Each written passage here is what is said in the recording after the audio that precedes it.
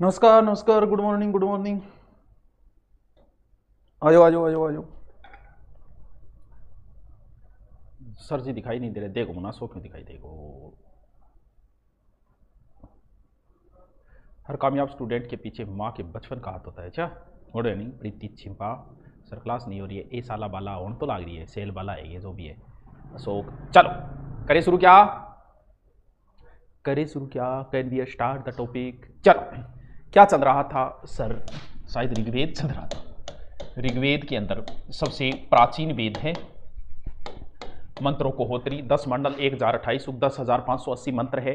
फिर ऋग्वेद के 10 मंडल पढ़े, तीसरे मंडल में गायत्री मंत्र है, 7वें मंडल में दासराग्य युद्ध है, 9वें में सोम देवता है, 10वें में पुरुष है यज्ञ है। वाह वाह वाह वाह वाह वाह वाह वाह वाह वाह वाह वाह।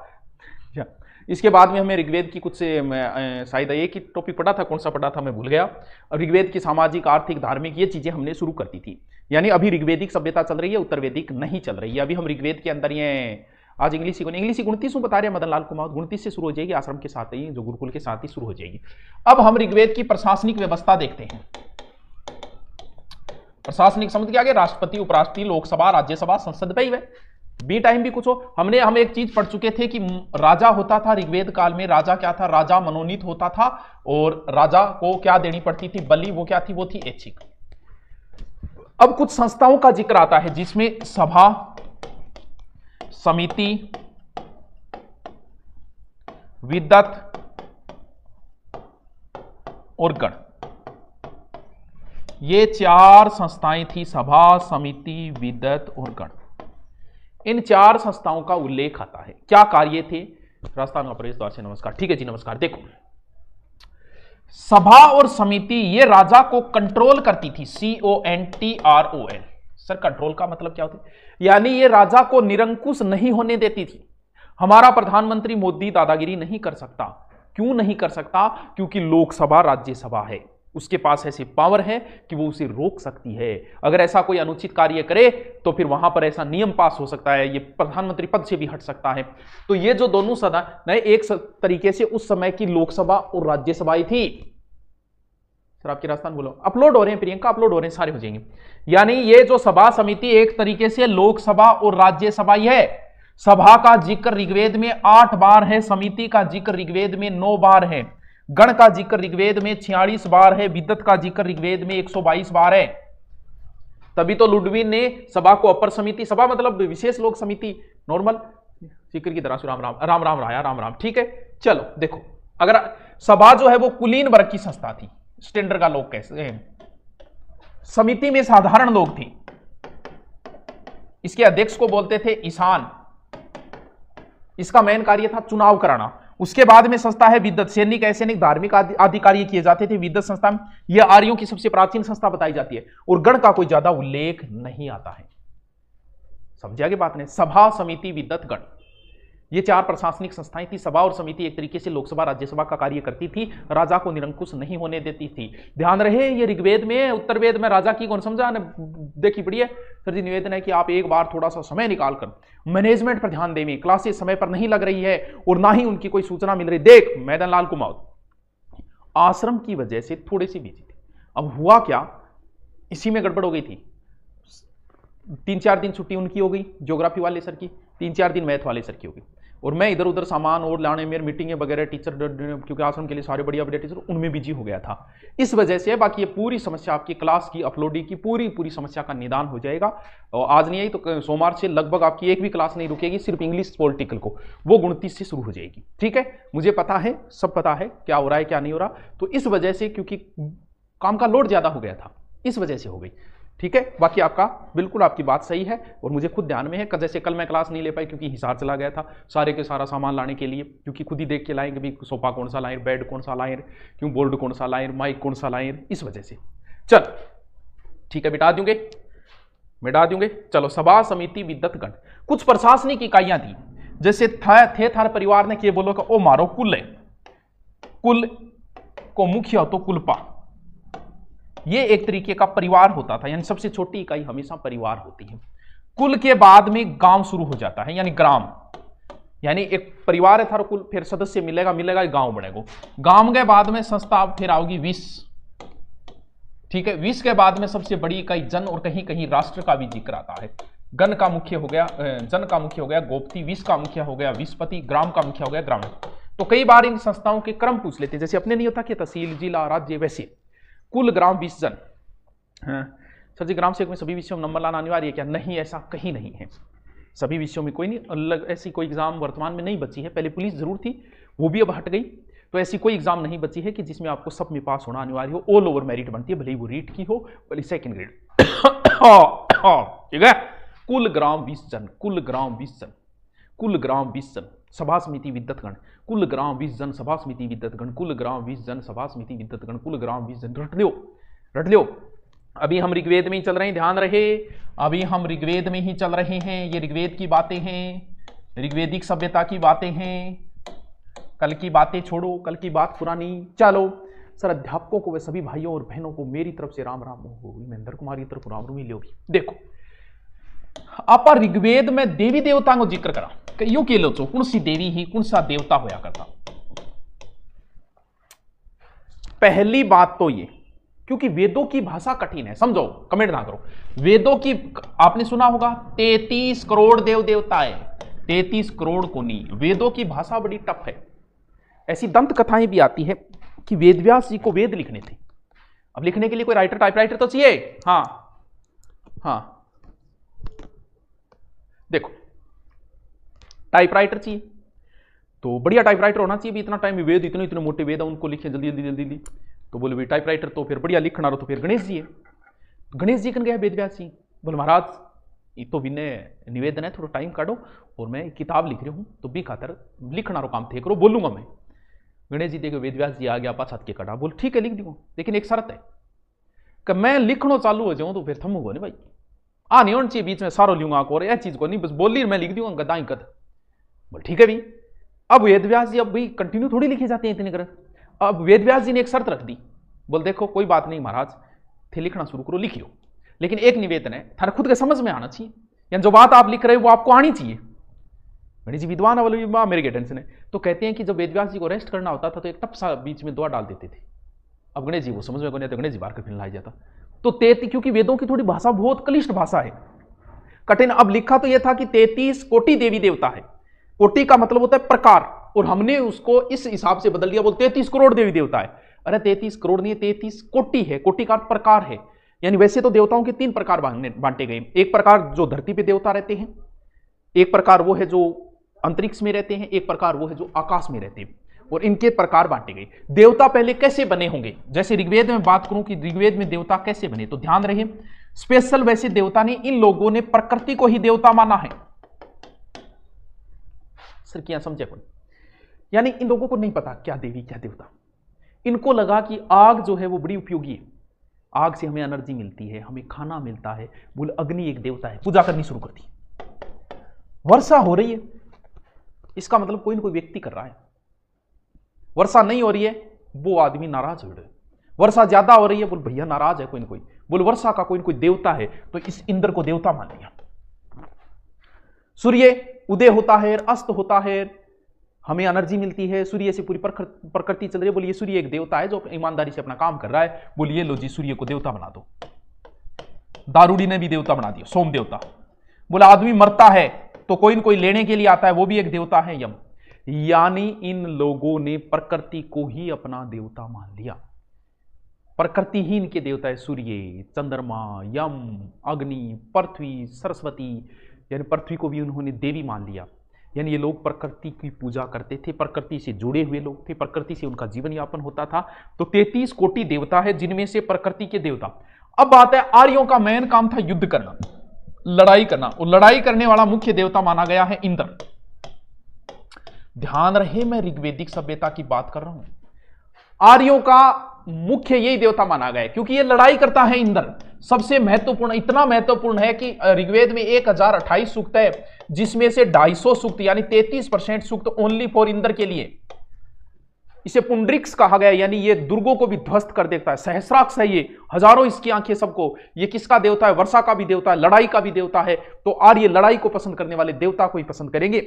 वही बात है, जिसे बॉडी बनानी है वो हनुमान जी की पूजा करेगा, जिसे कवि बनना है वो भगवान कृष्ण की पूजा करेगा। तो वही बात है, तो इनको लड़ाई करनी है तो इनका देवता कौन था? इंद्र था। ध्यान रहे, ऋग्वेदिक काल की बात कर रहा हूं। उत्तर वेदिक में आते आते इंद्र ने अपनी छवि खो दी, क्योंकि इंद्र के कारनामे ही ऐसे थे। वो पता नहीं क्या, वो अहल्या को तारा प्रभु हमको भी तारो। अहल्या को पत्थर बनने का श्राप उसके पति ने दे दिया था। क्यों? क्योंकि इंद्र जो है उसके पति का रूप धारण करके अहल्या के पास चला गया था। भाई साहब ने गड़बड़ कर दी थी वहां। वर्तमान में तो केस लगता 300, जानते हो सारे। तो बाद में छवि खराब हो गई। उत्तर वेदिक में मुख्य देवता इंद्र नहीं रहा, प्रजापति हो गया था। ऋग्वेद में मुख्य देवता इंद्र है, लेकिन उत्तर वेद में मुख्य देवता प्रजापति है। ध्यान रहे इस चीज का, समझ गया आगे। यानी ऋग्वेद में महत्वपूर्ण देवता अग्नि, 250 सूक्त है अग्नि के लिए। इसे पुंडरिक कहते हैं, वो पुंडरीकाक्षाय नमः है, वही पुंडरिक है। इसके बाद में मुख्य देवता आता है इंद्र, सॉरी इंद्र तो आ गया।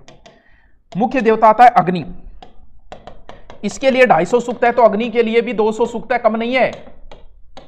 धूमकेतु हर घर में पाई जाती है, इसलिए इसे घर घर का अतिथि बोलते हैं। घर घर का अतिथि, क्या सबके घर पे नहीं है अग्नि?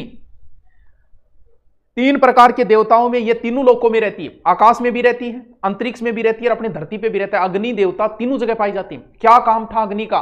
देखो, आपने जैसे बात करें, दशरथ के पुत्र नहीं हुआ। भगवान दशरथ तो थे ना, राजा दशरथ भगवान राम के पिता। तो उन्होंने पंडितों को बुला के एक हवन किया, अग्नि। अब अग्नि देवता प्रकट हुए, और प्रकट होकर उनको जो सेव दिया, वो जो भी कोई फल दिया, तीनों रानियों ने खाया। इस तरीके की कहानी सुनी होगी आपने। यानी अग्नि के आगे हवन करते हैं हम, अग्नि में घी डालते हैं और चीजें डालते हैं। क्यों डाल रही? अग्नि क्या कार्य करता है? हम मांग तो भगवान से रहे, अग्नि से थोड़ी मांग रहे हैं। भाई दशरथ जो है वो पुत्र नहीं हुआ, दशरथ अपने पुत्र भगवान से मांग रहा है, अग्नि से नहीं मांग रहा। लेकिन भगवान कोई सीधा थोड़ी मिलेगा, कोई न कोई बिचौलियो तो है, वो अग्नि बिचौलियो काम करे। यानी दशरथ अग्नि को कुछ भी देगा, हवन कुंड करेगा और करेगा। अग्नि ले जाके भगवान को देगा, भगवान खुश होकर अग्नि को देंगे, अग्नि लाके वापस आदमी को दे देगा। यानी अग्नि जो है वो मध्यस्थता काम कर रही है, बिचौलियो काम कर रही है। यानी उस समय अग्नि का क्या कार्य था? बिचौलियो काम हो। जो कुछ भी मनुष्य देगा अग्नि को, अग्नि भगवान को देगा, भगवान वापस अग्नि के माध्यम से मनुष्य तक देंगे। बार बार भगवान थोड़ी आएंगे, बीच में कोई तो चाहिए बातें करना रहो। गुरुजी मेरा नाम ले लो, फिर के बगो तेरा नाम ले, आप बता है। मेरी चैट शो हो रही है क्या? बताओ भी, फुरपान जेतपुर ने बताओ, चैट शो हो रही है कि बावड़ा पढ़ तो कौन ले ले। चल समझा की बात ने। यानी 2 मुख्य देवता अग्नि और इंद्र। अब जियान बेरवे का कोई न कोई मरे, इन एक यम है। यम कौन है? सूर्य का ज्येष्ठ पुत्र है, सूर्य का ज्येष्ठ पुत्र। यह पहला पुरुष, प्रथम पुरुष और मृत्यु लोक का राजा बताया गया इसे। अमर देवता, एकमात्र देवता है जो अमर है। इसके बाद में सूर्य को भी ये देवता मानते थे। यह आकाश का प्रमुख देवता है, और वाहन किया सबने पता है। सूर्य को वाहन गरुड़, अश्व गरुड़ जो है नहीं, अश्व का जुड़ेड़ा है 7 रबो। फिर वरुण है, अश्वनी है। लेकिन महत्वपूर्ण ध्यान रहे, ये लोग जो है ना, ये यज्ञ की अपेक्षा प्रार्थना को अधिक महत्व देते थे, यज्ञ इतने नहीं देते। जबकि मंदिर और मूर्ति पूजा का कोई उल्लेख नहीं मिलता। तभी तो स्वामी दयानंद सरस्वती जी ने विरोध किया था मूर्ति पूजा। बोले वेदों में कहां है मूर्ति पूजा? तो उस समय मूर्ति पूजा कोई उल्लेख नहीं मिला। ठीक है, हाँ बताओ जी, बेटी का बापू पढ़ लो। हाँ बोलो अरविंद, राम राम राम राम भैया। सर सुन भी लो प्लीज। अरे गणेश स्वामी सुन ला रहा, किए सुना ला रहे तुम? थोड़ा सा आना समझने की कोशिश करो, यहाँ कोई काम चलेगो। सबसे पहले मैंने 4 संस्थाएं बताई, सभा समिति गण विद्वत। फिर मैंने कुल ग्राम विजन। फिर किसका जिक्र किया है? अच्छा, फिर देवताओं का जिक्र किया है। देवता तादे 33 प्रकार के वैसे देवता ज्यादा है, लेकिन वैसे 33 मैन माने गए हैं। उसमें से मैन इंद्र है, फिर अग्नि है, सूर्य है, यम है, कुछ देवियां भी है जैसे सरस्वती है, पृथ्वी है, यामिनी। कुछ देवियों का भी वर्णन है जिनके नाम आ जाएंगे। उसके बाद में एक चीज और कर लेते हैं, कल ऋग्वेदिक सभ्यता को कंप्लीट कर देंगे। ज्योग्राफी वीडियो अपलोड नहीं हो रहे सर, अपलोड हो जाएंगे। मेरा अकाउंट हैक हुआ था, कोई नहीं हैक हो। चलो लास्ट, वेदों में नदी। वेदों में नदी, हिमालय का जिक्र हुआ है, लेकिन ओनली फॉर हिमालय की एक ही चोटी का जिक्र हुआ है, जिसका नाम है मुंजवत। ठीक है, वैसे तो ऋग्वेद में 40 नदियों का जिक्र है भाई, और नदी सूक्त में 21 नदियों का जिक्र है। यानी नदी सूक्त जो है ना 10वें मंडल, उसमें 21 नदियों का जिक्र है, जिसमें प्रथम नदी गंगा और अंतिम नदी गोमती। अब आपसे पूछेगा ऋग्वेद की महत्वपूर्ण नदी, जो मैं पहले ही बता चुका हूं, याद करने की जरूरत ही नहीं है, सरस्वती। ऋग्वेद की रचना इसी नदी के किनारे हुई है। पवित्र नदी है, नदियों में सर्वोत्तम है, नदी तमा, सौभाग्य दायिनी। इसके बाद में इसकी सहायक नदियां बताया, दस्तवती और अपाय, बताया था ना कि राजस्थान की नदी है। ऋग्वेद में राजस्थान की 3 नदियों का जिक्र है, सरस्वती, दस्तवती, अपाय। हाँ, मुंजवत चोटी को उल्लेख है नहीं, बट दारूडी मिलती मुंजवत चोटी पे, ठेको बढ़ी हो मुंजवत चोटी। और ये नदी जो है वो लुप्त होती है पारासर में जाके। इसका मतलब पारासर क्या था? अरब सागर था। इसके बाद में दूसरी नदी जिसका हम जिक्र करेंगे, सिंधु। आर्यों की असाधारण नदी है, ये कम नहीं है ये भी। इसे हिरण्या कहा गया। हिरण्याकार होता है जिसमें सोना हो सकता है, सोना मिलता होगा इस नदी में। ऋग्वेद में गंगा का जिक्र 1 बार और यमुना का जिक्र 3 बार, और अफगानिस्तान की 4 नदियों का उल्लेख है। ये कौन समझ में बताओ? अरे ऋग्वेद में तो ध्यान रखो, मुख्य पवित्र नदी सरस्वती है, कोई दूसरी नाट होगी। महत्वपूर्ण नदी है सिंधु। सरस्वती नदी तमा कहा गया है, यानी नदियों में उत्तम नदी, तमा, उत्तमा। हाँ समझिए। फिर सिंधु है, गंगा का जिक्र 1 बार है, यमुना का 3 बार है, बस। नदी सूक्त में प्रथम नदी गंगा और अंतिम नदी गोमती। ये लो, है लो। ये कौन समझा रही हो? दौरल्याण साला गुरुजी, अब तो अठी मिला, बी टाइम सिर्फ बठी मिला करती, एक ही ठेको। दीपक सर की क्लास डबल करो प्लीज। डबल किया है ये मुझे, मेरा दूरीना अकाउंट है वहाँ टेक्निकल टीम के नंबर 2 जी है गो, ये चलन लाग रहे नहीं। गर्ल्स के लिए तारानगर में हॉस्टल घना ही है, हॉस्टल भरिया पड़े, ये बिता ले। चलो अब लिखो, लिखो ऋग्वेद में प्रशासनिक संस्थाएं, प्रशासनिक संस्थाएं।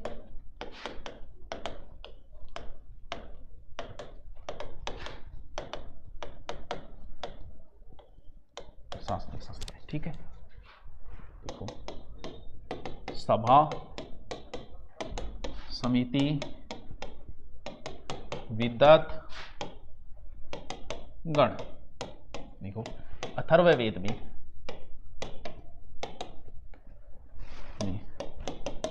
सभा, समिति, प्रजापति 2 पुत्रियां थी, 2 पुत्रियों नाम थी।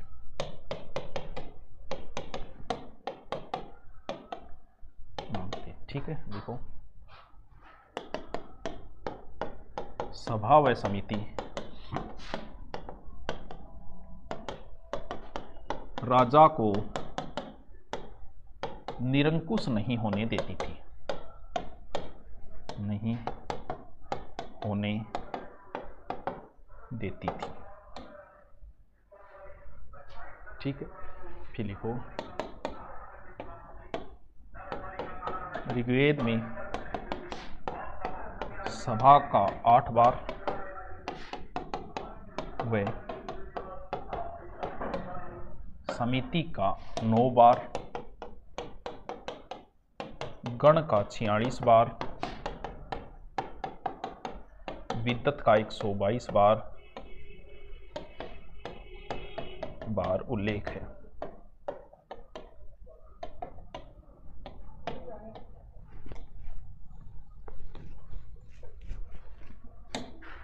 चलो लिखो फिर, लुडविन ने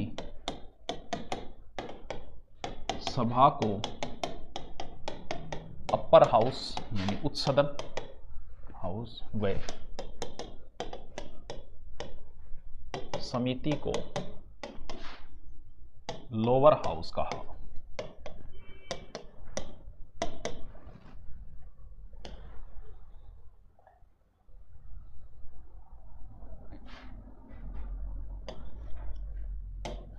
ठीक है, फिर लिखो नंबर 1 सभा, सभ्य व कुलीन वर्ग की संस्था, सभ्य व कुलीन वर्ग संस्था।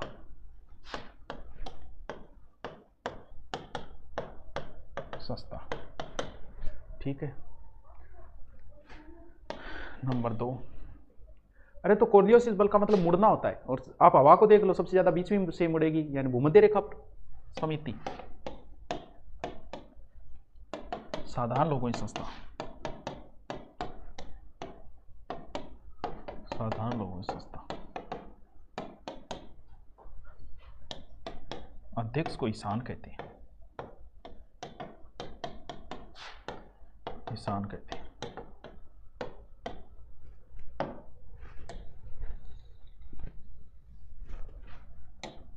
लिखो विद्वत,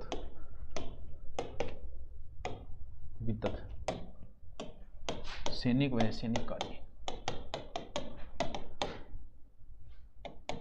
सैनिक धार्मिक कार्य,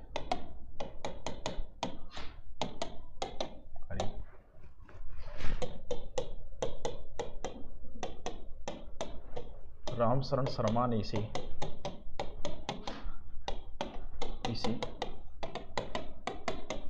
आर्यों की प्राचीन संस्था बताई।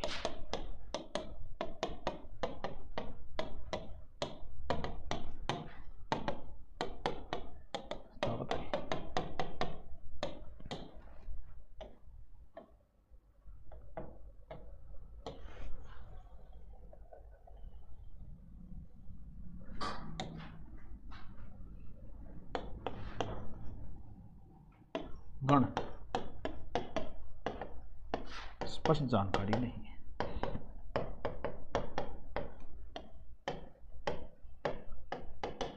ठीक है, लिखो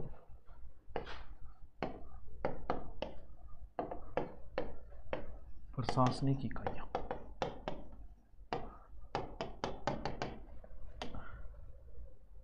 प्रशासनिक इकाइयां लिखो। सबसे ऊपर है जन, प्रमुख था इसका गोपति, गोपति जन लिखना, जन। फिर है विष, प्रमुख विषपति, विषपति। अच्छा, उल्टा लगाना दिया, ऐसे लगाना थी, ऐसे ही लिखना, कुल ग्राम 20 जन, मैंने ऐसे लिख दिया। फिर लिखो ग्राम, प्रमुख ग्रामणी, ग्रामणी। फिर लिखो कुल, प्रमुख कुलपा, परिवार का प्रधान, परिवार का प्रधान।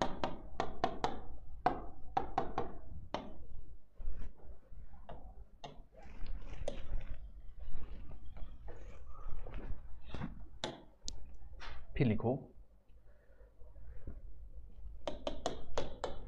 वैदिक काल में धर्म,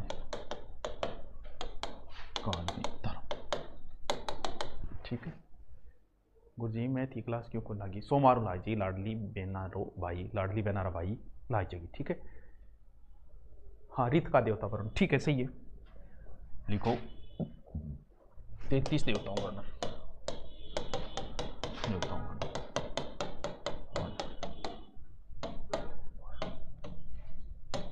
33 देवताओं का वर्णन। ठीक है, फिर लिखो आर्यों का प्राचीन देवता घोया घोष,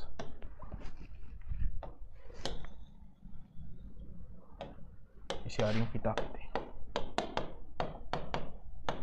पिता कहते हैं। ठीक है, देखो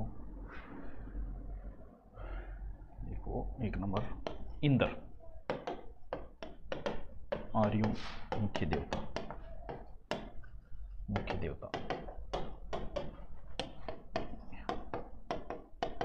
इसके लिए ऋग्वेद में 250 सूक्त है, 250 सूक्त। ठीक है, देखो उपनाम में लिख लो गोपति, पुंडरीक, सहस्राक्ष। फिर लिखो दूसरा लिखो अग्नि, धूमकेतु,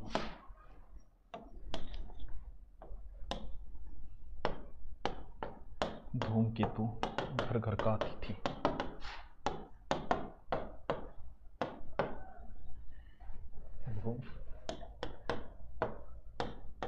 मनुष्य व देवता मध्य मध्यस्थता कराना।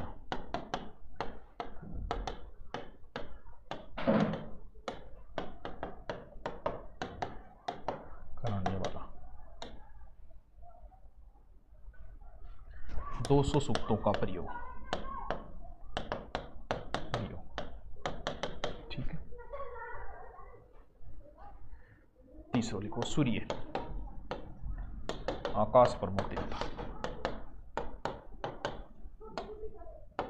प्रमुख देवता। वाहन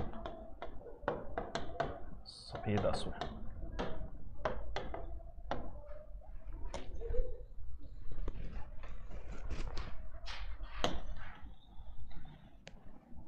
ठीक है, सूर्य हो गया। फिर लिखो अश्वनी, लिखो युगल देवता, देवताओं का चिकित्सक, डॉक्टर हो, देवताओं का चिकित्सक, चिकित्सक। समुद्री यात्रियों रक्षा की, रक्षा की, कृत्रिम पांव लगाई,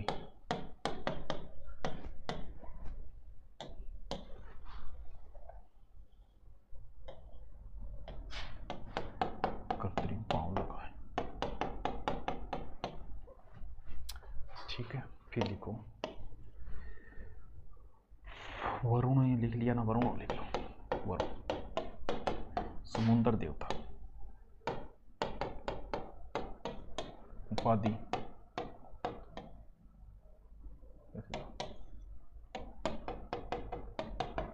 पाप के लिए कठोर दंड देने वाला।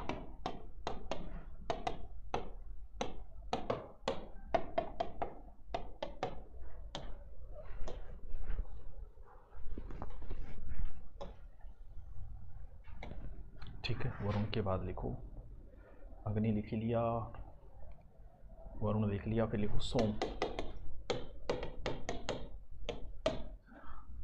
सोम के लिए लिखो नौवें मंडल 144 सूक्त प्रयोग। ठीक है, पर्जन्य, वर्षा देवता, इंद्र भी है वैसे, ये भी है, बृहस्पति, देवों का पुरोहित, पुरोहित।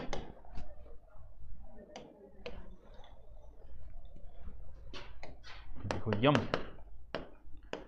देखो सूर्य ज्येष्ठ पुत्र, ज्येष्ठ पुत्र, अमर पुरुष, पुरुष, मृत्युलोक का राजा, मृत्युलोक का राजा।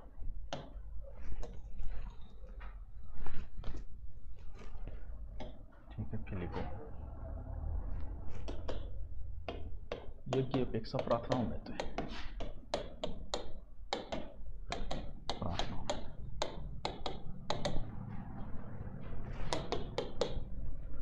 वैदिक धर्म,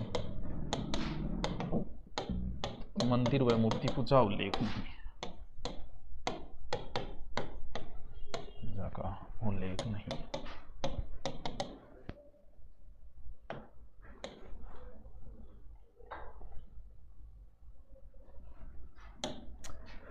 सर आपकी बुक भी है क्या? सर जी ऑनलाइन में भी नोट्स मांग रहा है। टेक्निकल टीम आप बार बार बोल रही है ना कि सर बाहर गए हैं, उनको पता, बट ये आदत से लाचार है, इसलिए कि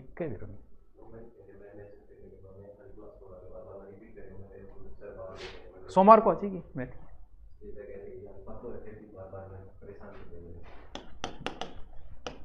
हेडिंग डालो, वेदों में नदी, लिखो 10वें मंडल में 42 नदियों बात की गई, जबकि गिनाई 19। ठीक है, फिर लिखो नदी सूक्त 21 नदियों उल्लेख। ठीक है, नदी सूक्त प्रथम नदी गंगा व अंतिम गोमती। अंतिम गोमती। पहले लिखो सरस्वती। सरस्वती। देखो ऋग्वेद रचना हुई, रचना इसी किनारे, इसी किनारे हुई। पवित्र नदी, नदी तमा, सौभाग्यदायिनी, दायिनी,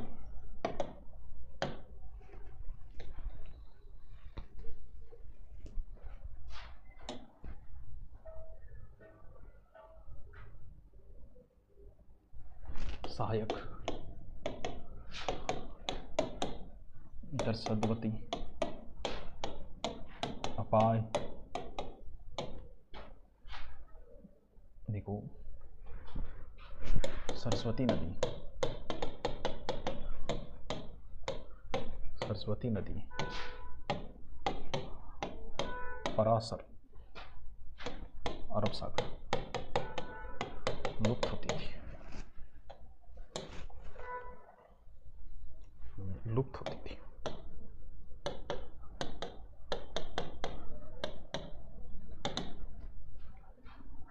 देखो दूसरी सिंधु,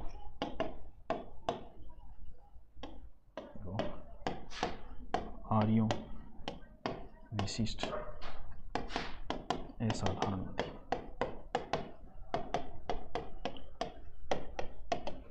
इसे हिरण्या कहा गया, हिरण्य कहा गया।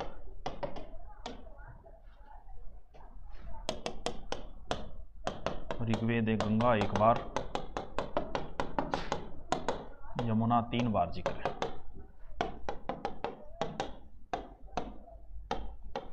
ये लो जी कतला गया, धीरे धीरे धीरे धीरे लिखाओ, धीरे धीरे धीरे। संदीप वर्मा। पवित्र नदी कौन सी? सरस्वती है पवित्र। नदी तमा, नदी तमा का अर्थ होता है नदियों में उत्तम। दिव्या जी सबसे वीडियो अपलोड हो रहे हैं। चलो ठीक है, थैंक यू, कल मिलते हैं। कैसे हो? तबियत पानी कैसी है? पगा लागू गुरुजी, स्वागत लाड़दा लाग जा, गणतंत्र दिवस की हार्दिक शुभकामनाएं एडवांस में। अरे निर्मला गोस्वामी, ठीक है जी। और क्या है सर जी? गोमती कुमावत, ये कह रही है तू हैं? सर आपकी जय हो। हैं? ऐसा हमने क्या कर दिया रे? जय हो। चल, क्या चल रहा था? ऋग्वेदिक सभ्यता। आज हम ऋग्वेदिक को कंप्लीट कर देंगे और इसके बावजूद बाद में बचेगी उत्तरवेदिक, उसको हम जल्दी ही समाप्त कर देंगे। ऋग्वेदिक में थोड़ा टाइम लगता है, समझने वाली बातें हैं, कोई ज्यादा माथापच्ची करने वाली बातें तो थे था थी न ना न ही नहीं थी। ठीक है, पगा लागू लाग ले। अब ऋग्वेद का हम बात करते हैं, सामाजिक जीवन का बात नहीं किया हमने। राज व्यवस्था की बात कर ली, राजनीति की बात कर ली थी हमने, सभा समिति, गण विद्वत वगैरह, कुलग्राम, 20 जन, ये चीजें भी पढ़ ली थी, और भी कई चीजें पढ़ी थी। सर राजस्थानी भूगोल की क्लास अपलोड नहीं हुई, हो जाएगी हो जाएगी। ग्राम सेवक की कौन सी बुक लेके हम? पूर्ण सी लिया यार, तो बुक बाकी ना मुझे घटिया घटिया लिया भाई, बढ़िया बुक है, चिंता करने की जरूरत नहीं। बुक कहाँ से ही एक सी है, बुक हम कोई अंतर को नहीं। देखो सामाजिक का मतलब समाज जो था वो तो कबीले के ऊपर था, कबीले के अंदर सारे अपने ही अपने थे, सबकी डीएनए संरचना एक थी, तो रक्त संबंध था। और सामाजिक संगठन का आधार जो था वो गोत्र था। गोत्र तो समझो नहीं। वर्ण शब्द किसके लिए? वर्ण शब्द प्रयोग जरूर हुए हैं ऋग्वेद में, लेकिन एक जगह तो वर्ण शब्द रंग के लिए आया है और एक जगह व्यवसाय के लिए आया है। प्रारंभ में वर्ण का अर्थ रंग हुआ करता था, बाद में व्यवसाय हुआ, गौर वर्ण। और देखो क्या क्या बातें हैं। शुरुआत में 3 ही वर्ण थे। शूद्र वर्ण का उल्लेख बाद में हुआ है, क्योंकि ब्राह्मण, क्षत्रिय, वैश्य और शूद्र 4 वर्ण बताए, लेकिन शुरुआत में 3 ही वर्ण थे। क्यों? क्योंकि ये जो पुरुष सूक्त है वो 10वें मंडल में और वो बाद में जोड़ा गया मंडली। इसका मतलब शुरुआत में ये 4 भी नहीं थी, यानी वर्ण व्यवस्था जो थी शुरुआत में नहीं थी, बाद में जाके बनी। और वर्ण किस आधार पे थे ये बात भी हम कर चुके हैं, कर्म आधारित थे। क्यों? क्योंकि ऋग्वेद के 9वें मंडल में लिखा है कि मैं कवि हूं, मेरा पिता वैद्य है, डॉक्टर साहब है, सुआ चेपे कोरोनारा, और मेरी मां गृहिणी है। सर जी काल की छुट्टी है कि बफरिंग आवे सर, आई गई ये काल की बिया तो कुछ क्लासा लगेगी, सारी छुट्टी को नहीं, कुछ क्लासा लग गई। गुरु जी दिख रहा को नहीं, ये थोड़ी दिखे करो नहीं यार, मत सगला दुनिया दिखने लग रही हो, कौन दिख रही हो? क्लास कौन चले, कौन चले? गुरुदेव जी आरबीडी रीट एसएसटी बुक हमने पहले से ही ले ली, नया सिलेबस जुड़ा उसकी अलग से छोटी बुक उपलब्ध करवा दीजिए। पर्वत अलग से नहीं करवाएंगे, चिंता मत करो। वो जो जुड़ा है उसको आपको टेलीग्राम पे दे देंगे बस। सालरी को नहीं है, क्या बात है, क्लास बिम चेक करिए मोबाइल में, ठीक है कुछ। समाज बता दिया क्या था, पितृस्तात्मक था। पितृस्तात्मक मतलब या तो पिता मुखिया होता था या फिर बड़ा भाई मुखिया होता था, यानी पिता को इतने अधिकार थे कि वो परिवार को बेच भी सकता था, सेल कर सको, सेल को मतलब ओयो स्कीम कार्ड सको, ऑफर कार्ड सको। बाकी ऐसा उदाहरण नहीं मिलता लेकिन ऐसा हो सकता था, पिता को इतने अधिकार हुआ करते थे उस समय, ठीक है। अब बात करा लेडीज स्थिति, LADIES, लेडीज स्थिति यानी महिला स्थिति। आंगो जिक्र करना जरूरी है। शुरुआत में टावरो महिला की स्थिति बढ़िया ही बढ़िया है, धीरे धीरे बहुत ज्यादा खराब होती जाएगी। आज भी स्थिति खराब ही है। संविधान लागू होने के बाद संविधान में बहुत अधिकार दिए गए, फिर भी स्थिति उतनी अच्छी नहीं हुई। शुरुआत में वैदिक काल में बहुत अच्छी स्थिति थी। देखिए महिला स्थिति का बात करें अगर हम, देखो स्थिति अच्छी थी, ZOOD गुड थी, GOOD। पुत्री जन्म को कोई अभिशाप नहीं माना जाता था, लेकिन ध्यान रहे सुक्तों में पुत्र जन्म की ही कामना की गई है। हम लोग भी आज पुत्री जन्म को कोई गलत नहीं मानते, लेकिन फिर भी कहीं ना कहीं लोग दुआओं में पुत्र को मांग ही लेते हैं कि ये भगवान बेटो हो ज्यादा ठीक रहे। मानते हो इस चीज को? तो वही बात है, यानी आज कोई स्थिति वैसे खराब नहीं है, पुत्री जन्म को भी बढ़िया माना जाता है, सही है, कोई गलत है, कोई सासू सुसु सड़गा ले तो बात नहीं आ रही है, बाकी इसी कोई बात को नहीं, पुत्री जन्म भी अच्छी मानी गई है। लेकिन सुक्तों में यही कहा गया पुत्र जन्म की कामना की। पत्नी की क्या स्थिति? पत्नी तो बहुत ही बढ़िया मानता, यानी जायदेस्तम को अर्थ है पत्नी ही घर है। अरे वाह, यानी लुगाई ने पूरा का पूरा अधिकार, पत्नी ही घर है, सारा अधिकार। सर मुझे सारी क्लासेस लैपटॉप में देखनी है, कैसे देखूं? दिखाऊंगा तुम्हें। इंग्लिश की क्लास 29 से बताए ना कौन सा टॉपिक चल रहा है? भगवान ये कराऊंगा। वहतु क्या है? पत्नी विदाई के समय जो धन दिया जाता था वो वहतु था, यानी एक तरीके दहेज बोल दियो रे। दहेज की शुरुआत कैसे हुई होगी? पहले अपनी पुत्री की आवश्यकता के लिए कुछ सामान साथ साथ दिया जाता था, धीरे धीरे वो किस में बन गया? एक दहेज। जैसे दूल्हा तलवार वगैरह रखता है, पहले जब बारात जाती थी एक जगह से दूसरी जगह तो लोग लूट लेते थे, आक्रमण हो जाते थे, तो लोग तलवार वगैरह लेके साथ जाया करते थे, और धीरे धीरे वो रिवाज में कन्वर्ट हो गई। तो कुछ संस्कार इस तरीके से भी बन गए।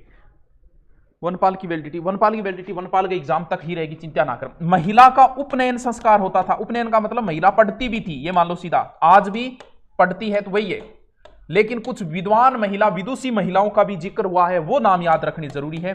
सची, घोषा, लोपामुद्रा, विश्ववरा, ये नाम याद रखना आपको जरूरी है। एग्जाम में कई बार इनको पूछ लेते हैं। वैदिक काल की विदुषी महिला। अच्छा गुरुकुल देखियो, पूरा तो दिखाए को नहीं, थोड़ा सा दिखायो। लोपामुद्रा, घोषा, विश्ववरा। लोपामुद्रा, घोषा, हाँ, डाकुओं की नगरी से प्रणाम। सची, लोपामुद्रा, घोषा, नाम रख लो। सची, लोपा, RS का टेस्ट कब हो? आप प्रत्येक टीचर को कह दिया करो, जैसे मुझे कह दिया कि सर वैदिक और इसका टेस्ट ले लो, वैसे लोपामुद्रा, घोषा, लोपामुद्रा, घोषा, लोपामुद्रा, घोषा, सची, लोपामुद्रा, घोषा, सची, लोपामुद्रा, घोषा, सची, लोपामुद्रा, घोषा, ये याद रखना जरूरी है। और कुछ योद्धा महिला भी, यानी लक्ष्मीबाई की तरह कुछ योद्धा महिलाओं का भी उल्लेख आता है, जिसमें एक नाम आता है शशियसी। पूछा तो नहीं है लेकिन क्या पता पूछ ले। महिलाओं की स्थिति अच्छी थी, सभा व समिति में भाग लेती थी, कई जगह आता है सभा विद्वत में भाग लेती थी, एक ही बात है, कोई बात नहीं, ठीक है। महिलाओं में एक प्रथा चलती थी जिसका नाम था नियोग प्रथा। नियोग प्रथा या के प्रथा है भाई, देखो के प्रथा है, समझो। ऐसा माना जाता था कि महिला अगर संतान उत्पन्न हो तो वो एक अधूरी महिला मानी जाती है, कि महिला अधूरी है। तो संतान उत्पत्ति, अगर संतान नहीं होगी, किसी महिला की मृत्यु हो गई तो मुक्ति नहीं मानी जाती थी, तो महिला को संतान होनी जरूरी थी, ये नियम था। अब मान लो किसी वजह से संतान नहीं हुई और पति पहले मारा गया, 1 साल 2 साल ये जो भी है, तो फिर संतान होनी जरूरी है, तो फिर यह प्रथा चलती थी नियोग प्रथा। कैसे? वो जो महिला है वो किसी दूसरे के साथ संबंध बनाएगी, देवर हो सकता है, जेठ हो सकता है, जो भी है, कोई अन्य भी हो सकता है। संबंध सिर्फ और सिर्फ पुत्र के लिए है, सिर्फ संतानोत्पत्ति के लिए संबंध बना रही है, उससे विवाह नहीं कर रही है। अगर आपने महाभारत देखी होगी तो महाभारत के अंदर एक तो है धृतराष्ट्र, धृतराष्ट्र, जो भी नाम लिख दियो मैं, और धृतराष्ट्र का था पांडु, नाम मैं फिर बाद में कहूंगा, और तीसरा था विदुर। ये तीनों भाई थे, धृतराष्ट्र, पांडु और विदुर। अगर महाभारत देखियो, अब इनके पिता क्या थे मुझे नहीं ध्यान में, पिता की मृत्यु हो गई थी, ठीक है। और अब हुआ क्या, मृत्यु हो गई, संतान होनी जरूरी, आगे वंश चलाना, राजवंश चलाना जरूरी था। तब भीष्म पितामह क्या करते हैं, एक ऋषि को लेके आते हैं, जो उनकी फैमिली के अंदर ही था वो ऋषि लास्ट तक रहता है, महाभारत के युद्ध के बाद तक भी रहता है। जब अर्जुन और आपस में अश्वत्थामा जब तीर चलाते हैं, आपस में ब्रह्मास्त्र चला देते, वो ऋषि रोकता है दोनों, वही ऋषि था। उस ऋषि को सिर्फ संतानोत्पत्ति के लिए, संबंध बना, शारीरिक संबंध के लिए ही लाया गया था कि इनके वंश आगे चले। तो जब वो ऋषि गया, किसके पास 3 पत्नियां थी अलग अलग, उसके राजा के पिता का नाम मेरे नहीं ध्यान में, किसी के ध्यान में तो कोई बात नहीं, लिख देना। हाँ, वेदव्यास जी की संतानें, हाँ चलो देखो। अब हुआ क्या, जैसे ही वो पहली पत्नी के पास गया, तो ऋषि तो रहते थे, दाढ़ी वाड़ी बढ़ाई हुई थी, तो वो महिला देखी, उसने आंखें बंद कर ली थी।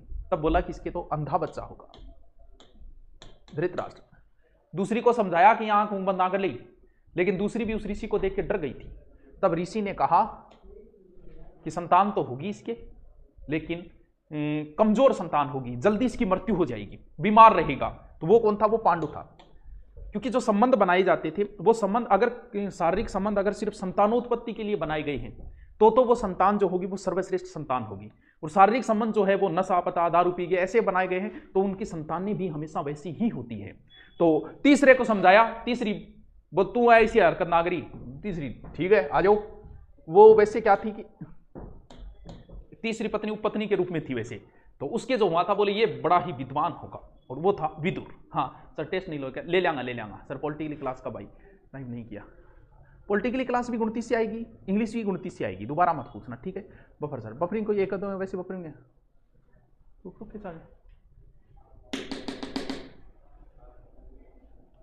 राम राम गुरु जी, लाटला जाट, राम राम राम राम।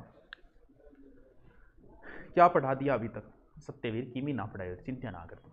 हाँ चलो, पढ़ लिया क्या, ठीक है गुरु जी पढ़ लिया। यानी नियोग प्रथा में सिर्फ और सिर्फ शारीरिक संबंध किसी दूसरे से संतान उत्पत्ति के लिए बनाए जाते थे। नियोग से उत्पन्न संतान को कहा जाता था क्षेत्रज। एकल विवाह थे, लेकिन कुछ उदाहरण बहुपत्नी के भी मिलते हैं। जैसे मैंने बता दिया, बहुपत्नियां मतलब समझ गया आगे। आज भी बहुत से लोग रखते हैं, लेकिन आज हम कहें तो एक ही विवाह प्रचलन में यहाँ रखना गणा ही रखा है।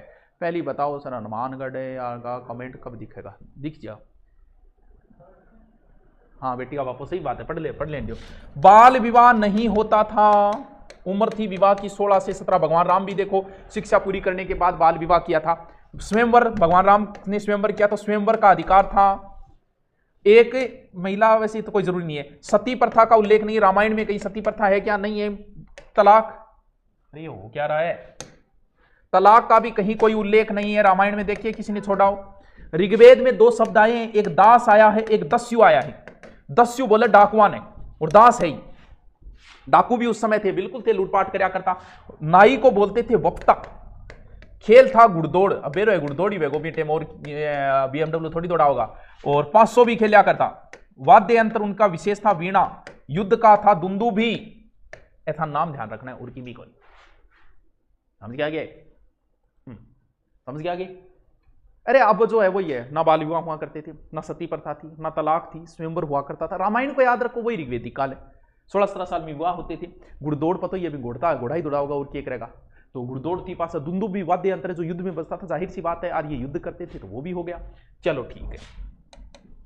3 वस्त्र पहनते थे, एक का नाम था नीवी, एक का नाम था वासस, और एक का नाम था अधिवास। अधिवास, नीवी कमर के नीचे, ये कमर के ऊपर, और पूरा ही ऊपर। एक पगड़ी पहनता, जखन बोलता उसनीस, उसैनीस है, पगड़ी नहीं बोलता। अरे ले लिया तो 1 ईयर को 2, 3, 4 रख लिए, एक बार पढ़ लियो। वे पूरी कोई कोर्स को नहीं हटाया यार, पढ़ी हुए क्यों चिंता करो, थार कोर्स को नहीं हटावा है। चलो ए थोड़ी सी चीजें ध्यान रखनी है। यानी सामाजिक जीवन अच्छा था, महिला की स्थिति भी अच्छी थी, बाल विवाह वगैरह ये चीजें आप बता दोगे आराम से, कोई समस्या नहीं है। इसके अलावा समाज जो कबीलाई था, वर्ण का अर्थ रंग के रूप में भी था, बाद में व्यवसाय में बदल गया, वर्ण लास्ट में आया था। एक घर में कई जातियां थी, जाति कर्म आधारित थी, तो ये चीजें नॉर्मल आप आराम से जिक्र कर दोगे। फिर हम बात करें आर्थिक जीवन। आर्थिक जीवन, रुपया पैसा, मूल आधार तो वैसे कृषि तो करते ही थे, साथ में था पशुपालन। देखो मेन जो था ना वो पशुपालन था उस समय। शुरुआत में आर्य आए, पशु रखते थे, फिर बसने लग गए, बसने लगेंगे तब कृषि करेंगे भी। जब आपको डेरो ही डांग पर है तो फिर पशुओं पर चाले। तो शुरुआत में इनके मेन जो था वो पशुपालन था, यानी यायावर जीवन था। यायावर का अर्थ होता है जो इधर उधर घूमता है, उनका जीवन यापन ही पशु से होता था। उनके लिए तो सब कुछ पशु है। थे आज अगर दुआ मांगो भगवान को दुआ में के मांगो, नौकरी मांगो तो ए लोग भी भगवान को दुआ में के मांगता, पशु संपदा मांगता। कृषि है, हां कृषि से संबंधित भी है, 24 मंत्र है। युद्ध किसके लिए करते थे? गविष्टि, यानी गाया खातिर युद्ध करता। गायों की खोज को बोलते थे गवेषणा। आज किसी व्यक्ति को अमीर कब माना जाता है? क्या उसके पास बहुत सारा सोना है तब माना जाता है? नहीं माना जाता। आज से 10 साल पहले जिसके पास सोना था उसे अमीर मानते थे, जिसके पास जमीन थी उसे थोड़े 5 साल पहले अमीर मानते थे। आज अमीर उसी को माना जाता है जिसके पास नौकरी है। उस समय अमीरी का आधार क्या था? किसी को अमीर कैसे माना जाता था? तो उस समय संपत्ति, अगर किसी के पास आभूषण है और गाय हैं, बस वो ही रुपया रोए। गाय तो अघन्या थी, इसे मार भी नहीं सकते थे। देखो ऋग्वेद में घोड़े का भी जिक्र है, लेकिन घोड़े का जिक्र है 215 बार, गाय का जिक्र है 176 बार, बैल को जिक्र है 170 बार, लेकिन बाघ और गेंडे का ऋग्वेद में कोई जिक्र नहीं है। इकोनॉमी क्लास कब स्टार्ट? इकोनॉमी ज्योग्राफी का पार्ट है, ज्योग्राफी वाले करा देंगे। आप अरे पॉलिटिकल नए सर से करवा देंगे तो क्या जरूरत है इनकी अपलोड की? हैं सर इंडियन ज्योग्राफी फिर से कब पढ़ाओगे? अंजू जल्दी पढ़ाई, पूराड़ा जो भी है जल्दी पढ़ाई, पुरंजन नारायण जी सर की, चलो करवा देंगे, ठीक है। ये चीजें समझ जाओगे आप। बाघ और गेंडे का ऋग्वेद में जिक्र नहीं है, ध्यान रखना भाई, बाघ और गेंडे का कोई जिक्र नहीं है। बाघ और गेंडे का ऋग्वेद में। आभूषण पहनते थे पुरुष, देखिए भगवान राम ने भी बहुत सारे गहने पहन रखे, आज नहीं पहनता कोई, तो आभूषण भी पहना करते थे। संपत्ति का आधार जो था आभूषण और गाय हुआ करती थी। जैसे आज संपत्ति का आधार है नौकरी, वैसे उस समय थे आभूषण और गाय। लास्ट कृषि। एक फसल का जिक्र हुआ है यव, यव बोलते हैं जौ को। लोहा का भी जिक्र है, चांदी का भी जिक्र है। चांदी का जिक्र हुआ है रजत हिरण्या। ध्यान रहे ऋग्वेद में कपास का जिक्र नहीं है। सर सिंधु घाटी में है, हाँ बिल्कुल सिंधु घाटी में कपास के अवशेष मिले, सीडन कहते थे कालीबान, लेकिन वैदिक सभ्यता में कपास का जिक्र तो गुरुजी पेरता के नंगा दड़ंगा फिरता के नाम ना पेरण खातर के, जी हाँ हरिण की खाल पेर ली, ऊन है, यानी पशु ही आधार था, पशुओं से सारे काम हो रहे। उन्नी वस्त्र को मुख्य केंद्र हो रहा कर तो गांधार आज भी है शायद, जो रावी नदी के किनारे है ना, गांधार व परुसनी, परुसनी रावी नदी के किनारे, ए दो केंद्र होया करता। मिट्टी बनाने वाले को बोलते थे कुलाला, उलाला को नहीं कुलाला। बढ़ई का कार्य करने वाला यानी खाती का कार्य करने वाले को उस समय बोलते थे तक्षक या तक्षा। व्यापारी को बोलते थे पणी। और उनके पैसे क्या थे? पैसे थे गाय और घोड़ा। बोलो भाई जी आज चीज चाहिए, बोले एक घोड़ा ले जा, एक गाय ले जा, आज भी 7 पैसा है, लेकिन उस समय संपत्ति का आधार गाय और घोड़ा था। एलियो जी टॉपिक कंप्लीट, ऋग्वेदिक सभ्यता कंप्लीट। इतना डिटेल में करा दियो भाई जी, अब यूं ज्यादा की कौन कराई जाए, यूं ज्यादा के कराऊं?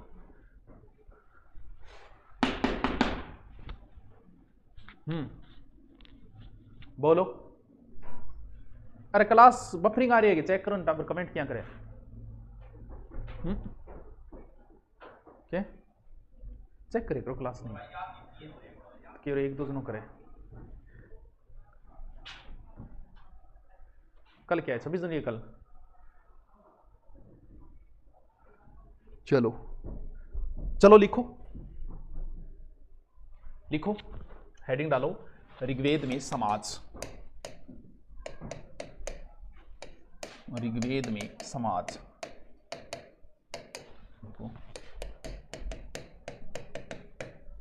कबीलाई रक्त संबंध था, रक्त संबंध। सामाजिक संगठन का आधार गोत्र, सामाजिक संगठन आधार गोत्र।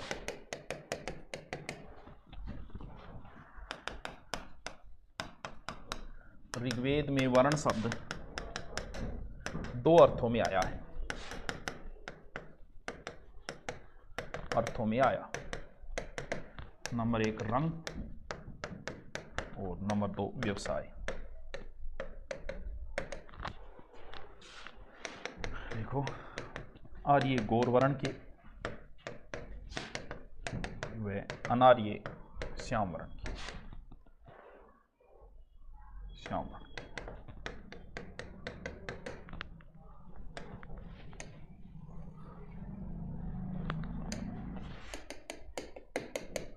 प्रारंभ में वर्ण का अर्थ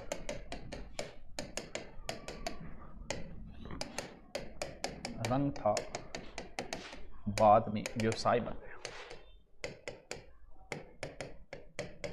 व्यवसाय बन गया।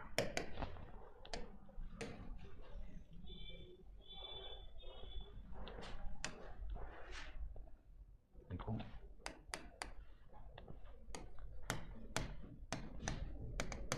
शुरुआत में 3 वर्ण थे,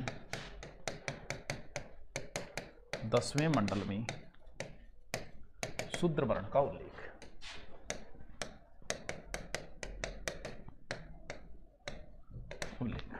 देखो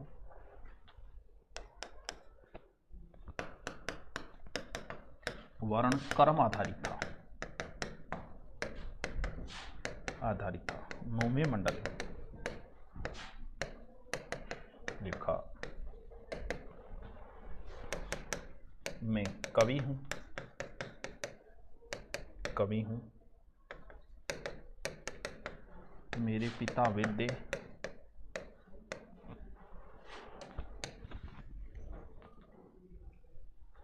मां अन्न पीसने वाली।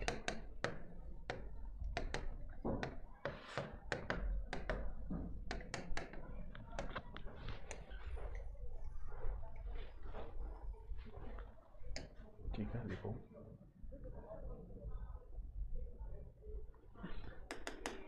समाज पितृस्थात्मक था,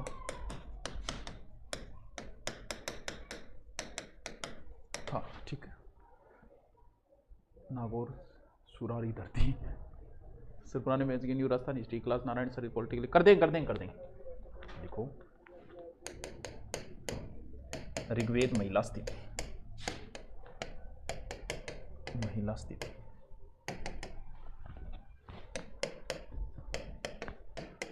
पुत्री जन्म अभिशाप नहीं था, अभिशाप नहीं था, लेकिन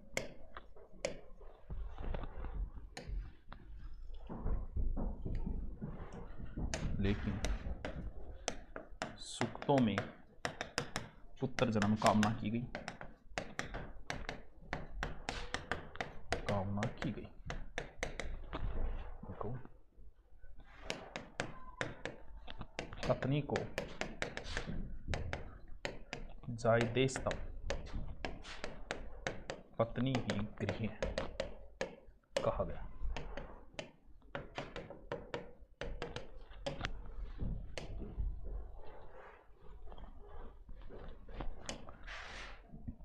देखो वह तो विदाई समय महिला दिया जाने वाला उपहार, जाने वाला उपहार, उपहार।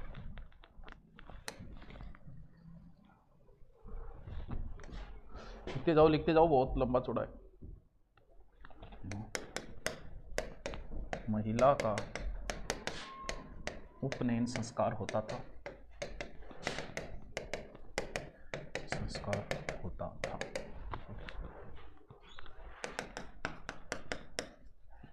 विदुषी महिलाएं सची, पोलामी, घोषा, लोपा मुद्रा, विश्ववरा, विश्वला, तो ऋग्वेद योद्धा महिला, योद्धा महिला, योद्धा महिला। शशि यसी,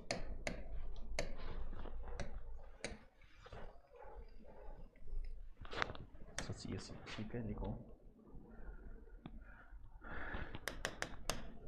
महिला सभा समिति भाग लेती,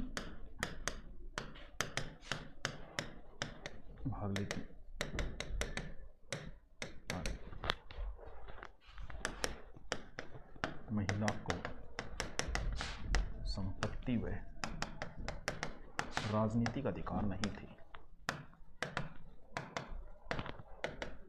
अधिकार नहीं थे। नियोग प्रथा,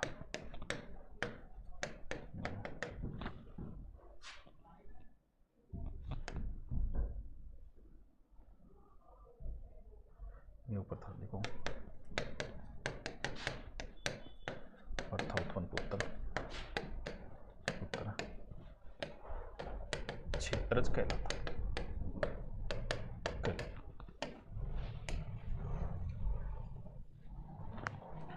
लिखो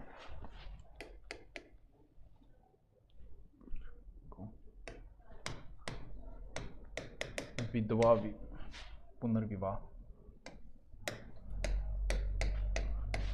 विधवा पुनर्विवाह, अंतरजातीय विवाह प्रचलन, विवाह प्रचलन, प्रचलन।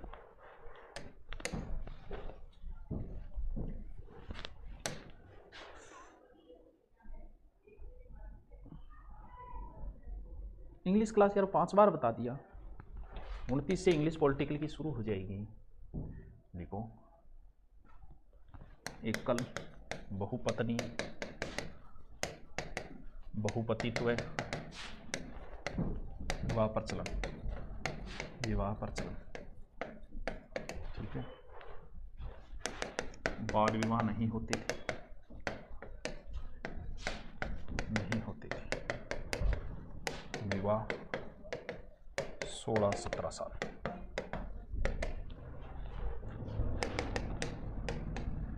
महिला को स्वयंवर अधिकार था।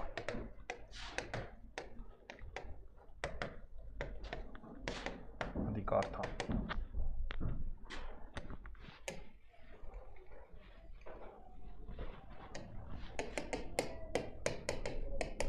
सती प्रथा व तलाक प्रथा नहीं थी, प्रथा नहीं थी। देखो,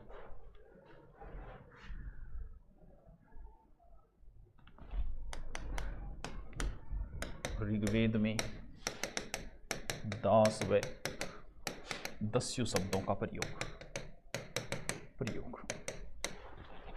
सर लेट हो गई, सॉरी सर, आपका बहुत बड़ा फैन हूँ। Thank you. करंट की क्लास कब है? ऐप पर होगी। ऐप पर नहीं करेंगे करंट की, उधर ही करेंगे। ऐप पर क्या मतलब है करंट का?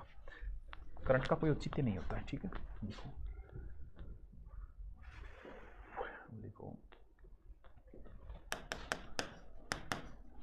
नाई को वक्ता, और कौन से शब्द है? बढ़ई को तक्षक, व्यापारी को पणी कहते थे,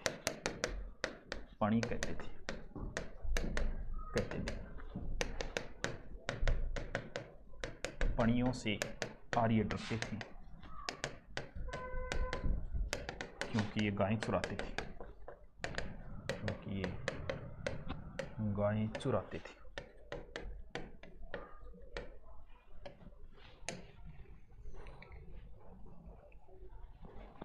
ठीक है, लिखो आर्यों खेल गुड़दौड़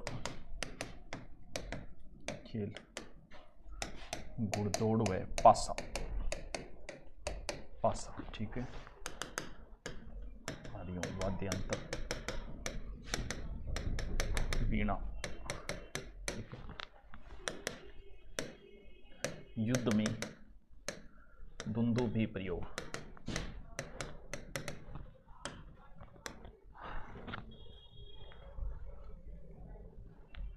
ठीक है, फिर लिखो ऋग्वेद में आर्थिक व्यवस्था।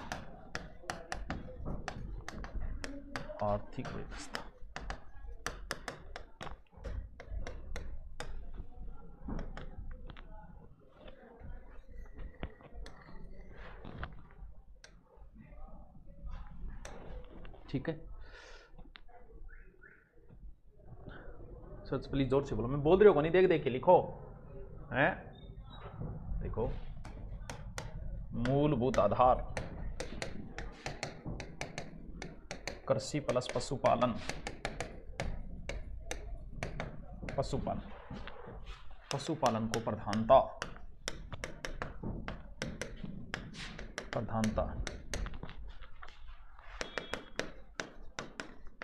उपासना में पशुओं की मांग, पशु संपदा मांग,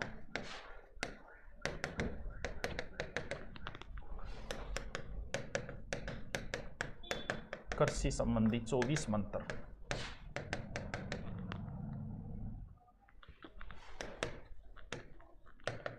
युद्ध के लिए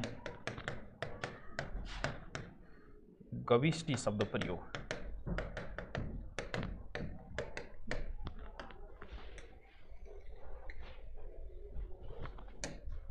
लिखो गायों खोजो गवेषणा, ठीक है। गाय को एघन्या कहा गया, देखो ऋग्वेद में बाघ व गेंडे का जिक्र नहीं,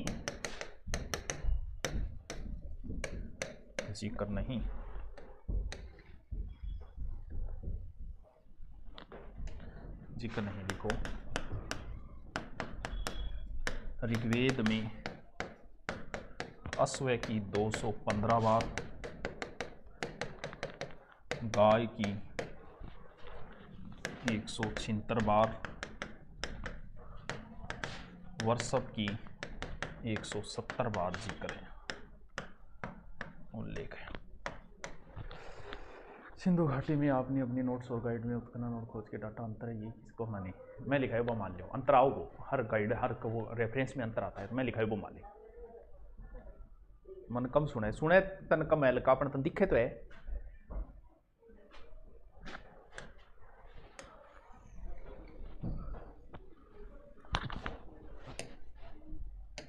लिखो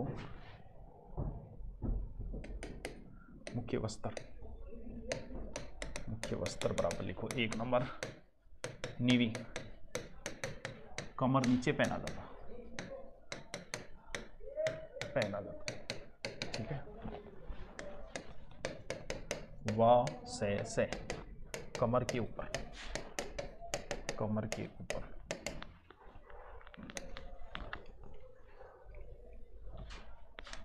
ठीक है। फिर लिखो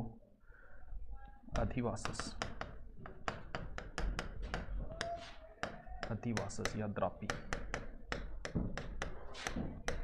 ऊपर से धारण की जाने वाली चादर या ओढ़नी,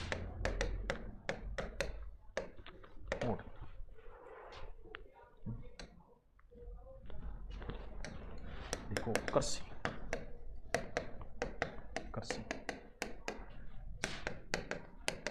एक फसल यव जो का जिक्र, लोहा व चांदी का उल्लेख,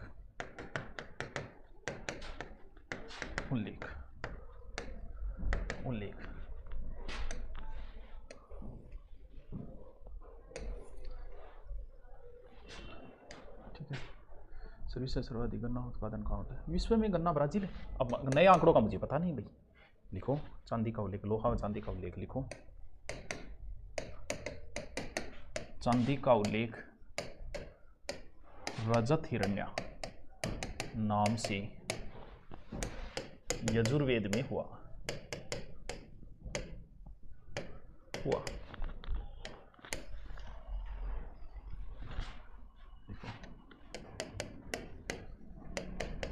ऋग्वेद में कपास का उल्लेख नहीं,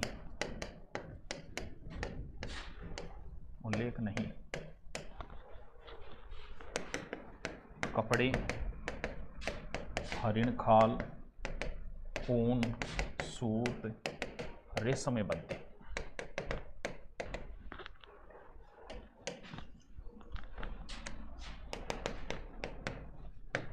ऊनी वस्त्र का गढ़ गांधार व परुसनी,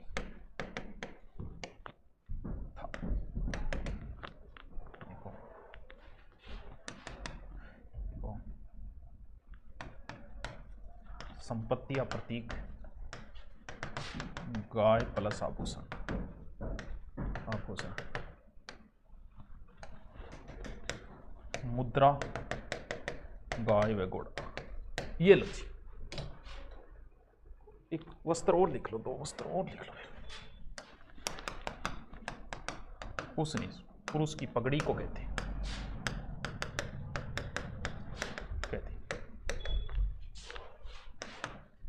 निष्क गले का आभूषण जो आगे सिक्का कहलाया, सिक्का कहलाया।